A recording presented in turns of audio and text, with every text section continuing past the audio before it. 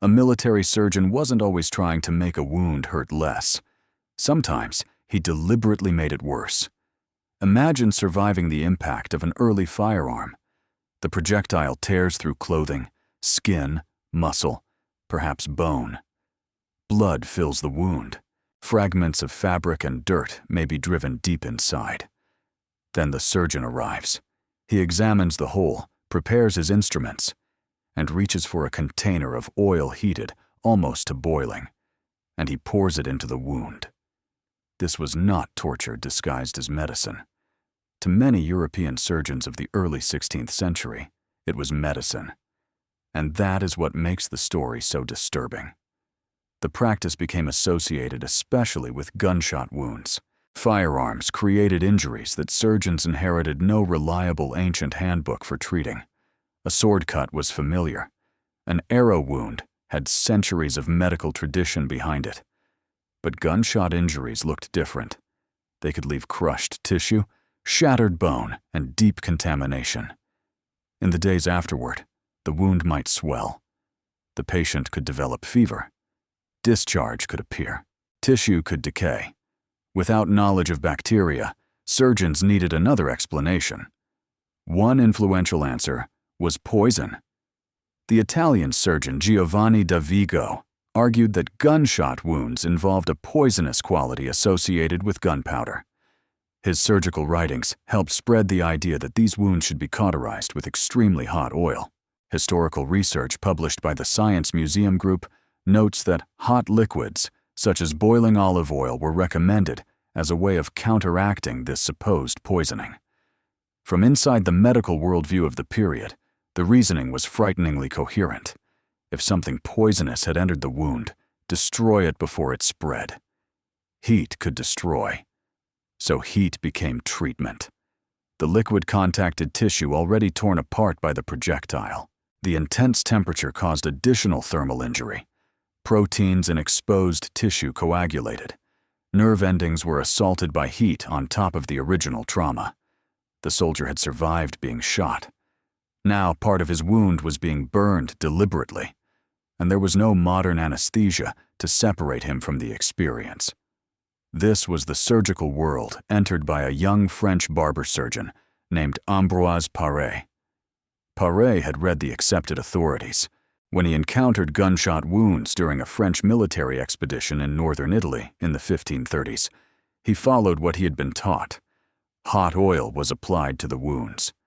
Paré knew the procedure caused terrible pain, but the alternative seemed even more frightening. Leave the supposed poison untreated, and perhaps the wounded man would die. Medical historians have preserved Paré's later account of what happened. The treatment involved oil applied extremely hot, using material placed into the wound itself. Around him were wounded men already dealing with blood loss, damaged muscle, and fractured bone. Now came another injury created by the surgeon's own hands, and Paré initially believed it was necessary, until something went wrong. There were too many wounded men. His supply of boiling oil began disappearing. Eventually, there wasn't enough left. For a surgeon who believed untreated gunshot wounds might contain a deadly poison, this was not a minor inconvenience. It meant some of his patients were about to receive the wrong treatment. Paré improvised a gentler mixture instead. Then darkness came, and according to his later account, he spent the night worrying that the men he had failed to burn would be dead by morning. When he returned to examine them at first light, however, he found something he had not expected. The men he feared he had condemned were doing better. And the soldiers who had received the accepted treatment? They were the ones in trouble.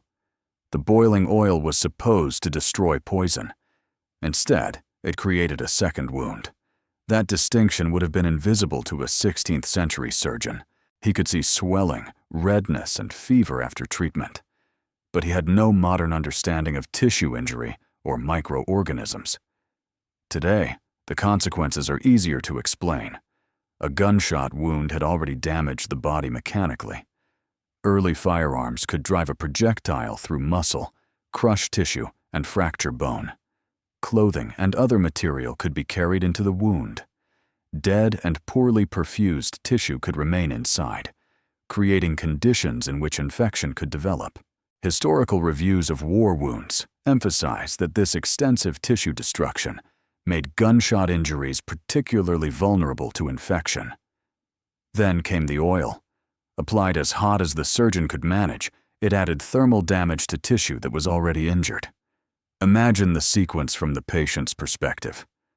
First, the impact. Then blood loss and shock.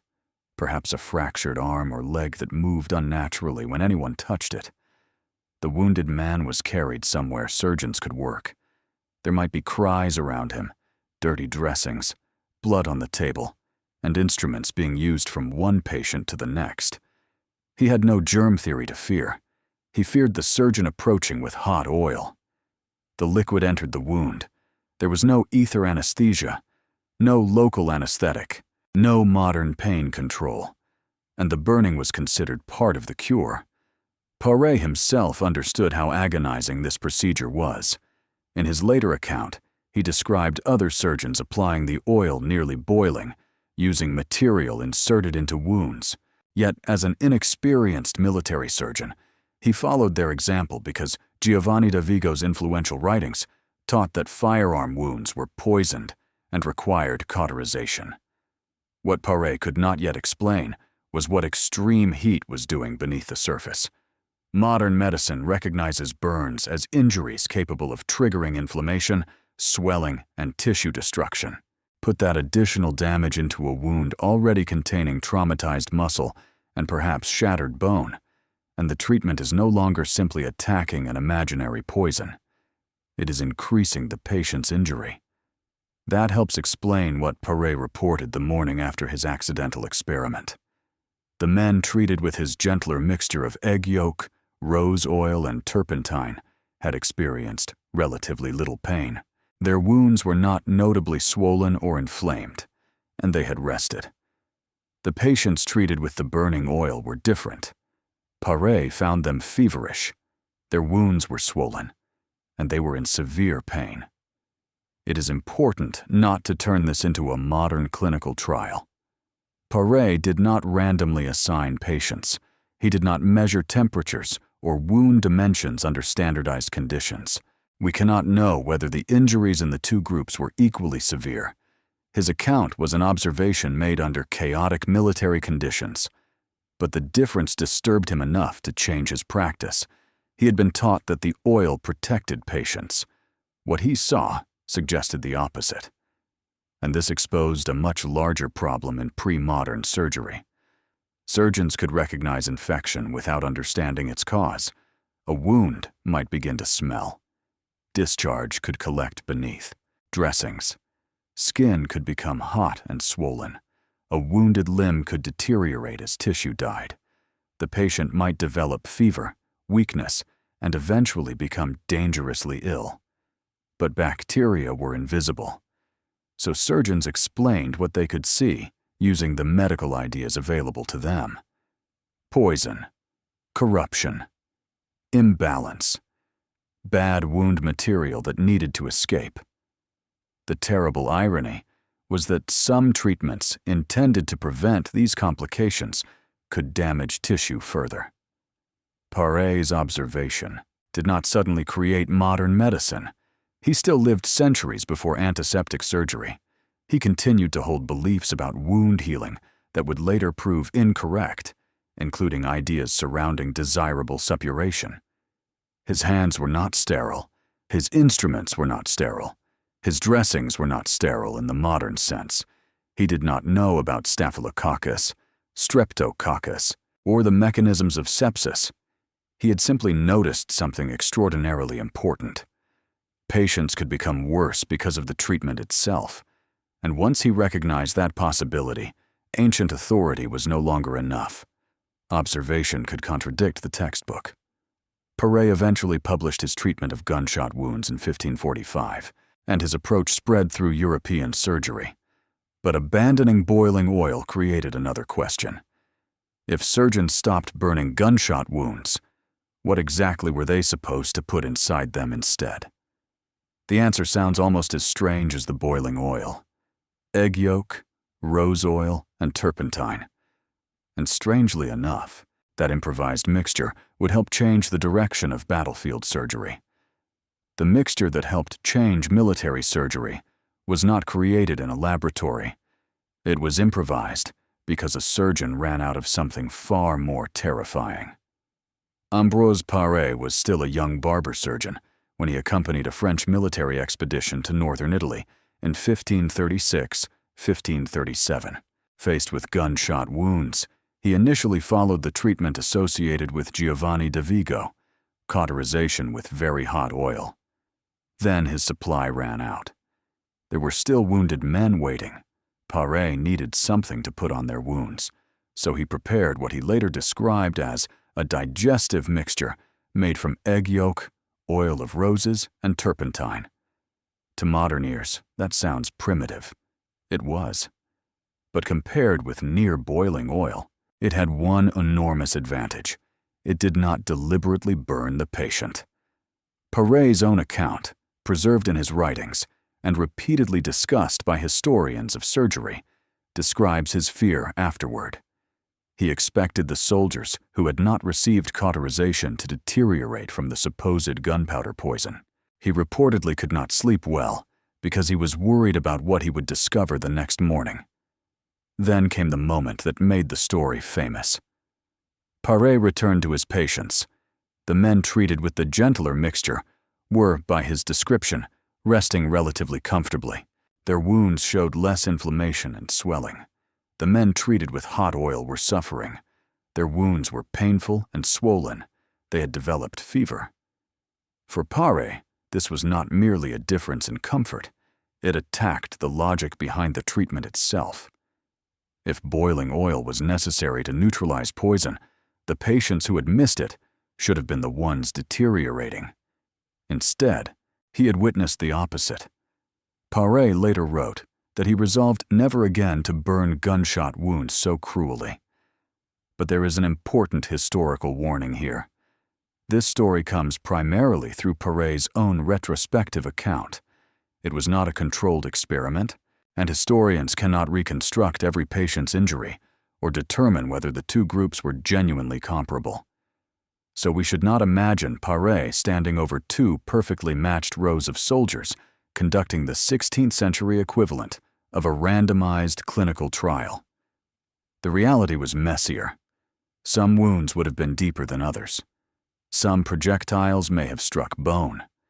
Some patients would already have lost dangerous amounts of blood. Contamination varied, and without germ theory, nobody in that room could identify the microorganisms entering damaged tissue. Yet Paré did something remarkably powerful. He paid attention. Instead of dismissing the unexpected result because it contradicted an established authority, he changed his practice. That mattered because surgery at the time existed in a strange borderland between inherited medical theory and brutally practical experience.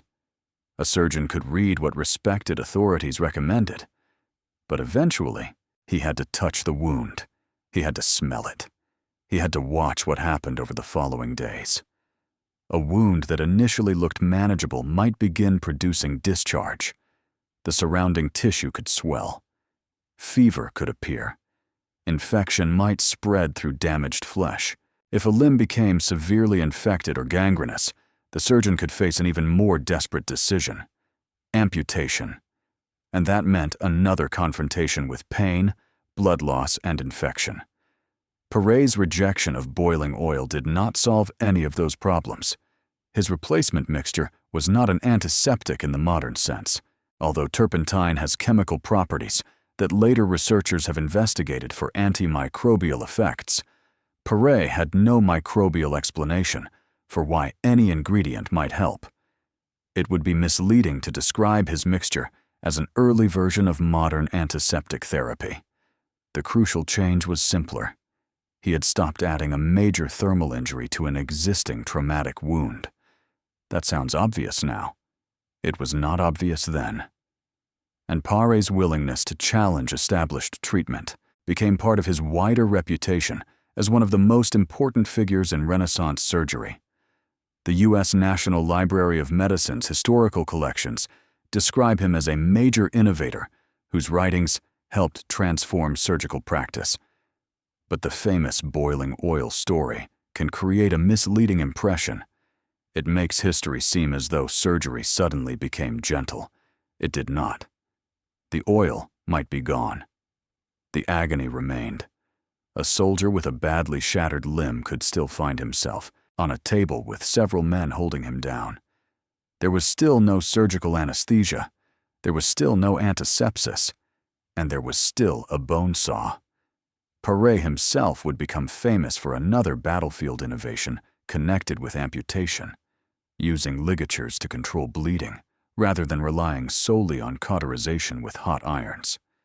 It sounded more humane. But there was a hidden problem. Every thread, hand, instrument, and dressing existed in a world that still had no idea why wounds became infected.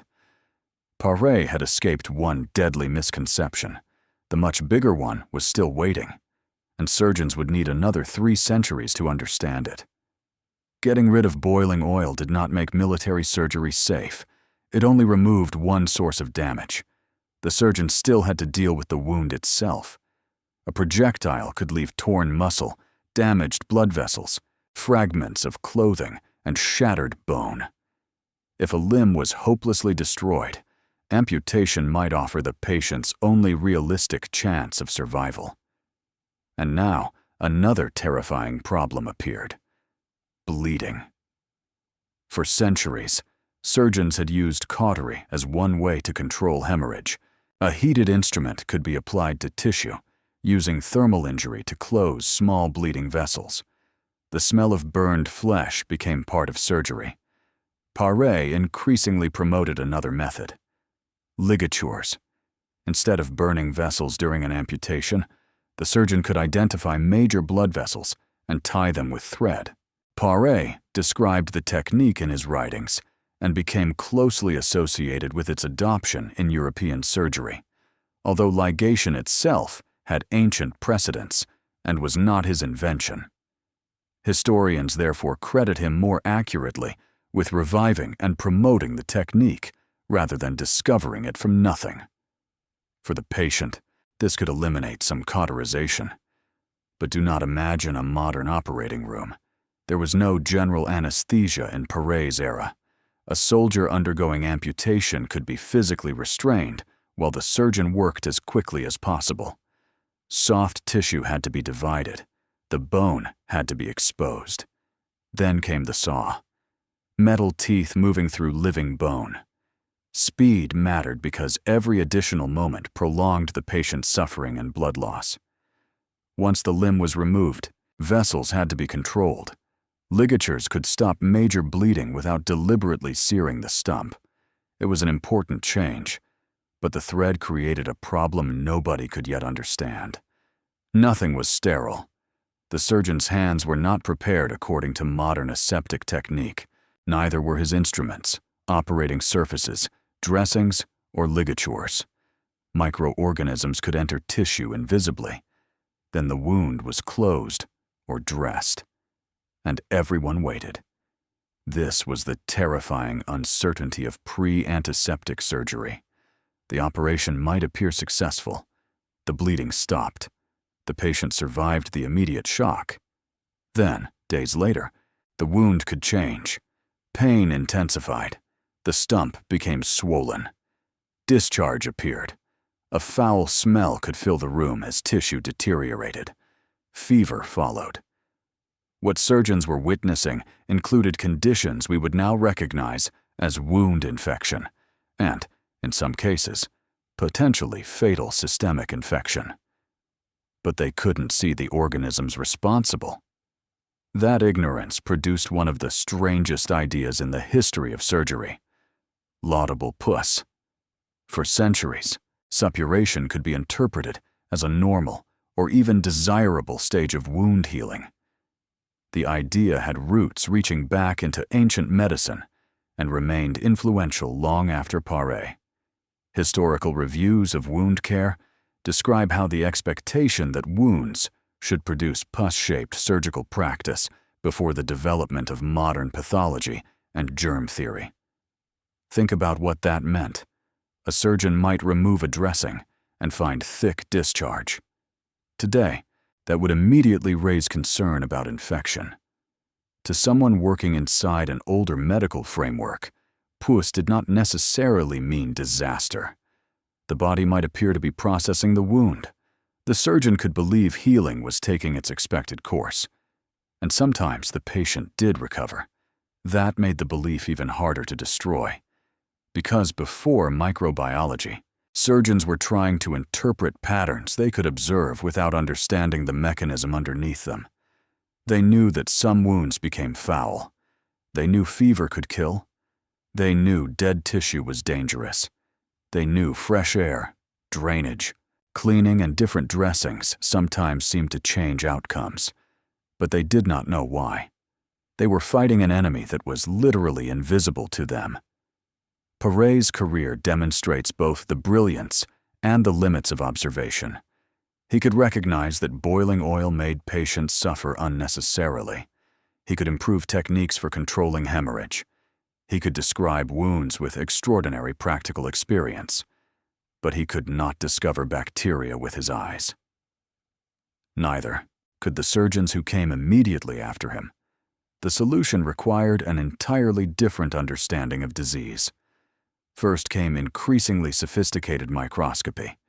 Then, experiments began, undermining old explanations of decay and spontaneous generation. Eventually, 19th-century scientists established connections between microorganisms, putrefaction, and disease. And one British surgeon realized something horrifying. If invisible organisms could cause decay outside the body, they might also explain what was happening inside surgical wounds. His name was Joseph Lister. And instead of pouring boiling oil into wounds, he would begin using something very different. Carbolic acid. The age of antiseptic surgery was about to begin.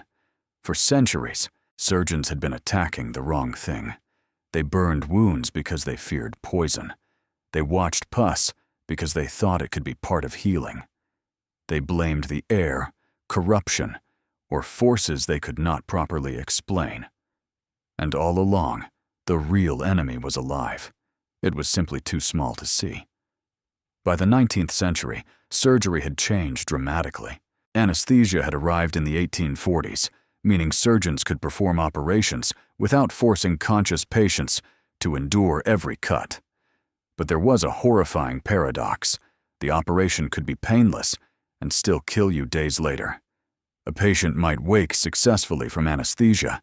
The incision looked acceptable. The surgeon believed the procedure had gone well. Then the wound became red. Swelling appeared. Pus collected. The smell changed. Fever began. In severe cases came hospital gangrene, erysipelas, septic disease, and death.